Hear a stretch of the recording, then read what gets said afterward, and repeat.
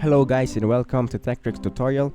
In today's video, I will show you the step-by-step tutorial on how to activate Meta AI on WhatsApp. So by the end of this video, you will learn how to do them. So without further ado, let's get into it. So the first thing that we need to do is to, of course, open our WhatsApp. And after that, I want you to go to the conversation that you want to activate Meta AI with. So let's say, for example, this conversation right here.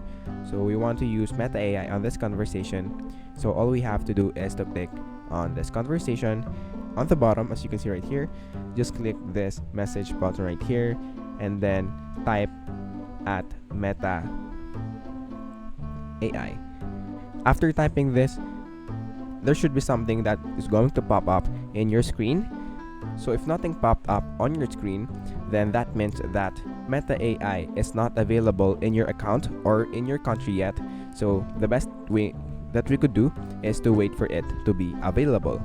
But if it is available or something popped up, then all you have to do is to click that, and then it will now be automatically updated and it will now be automatically activated in your account.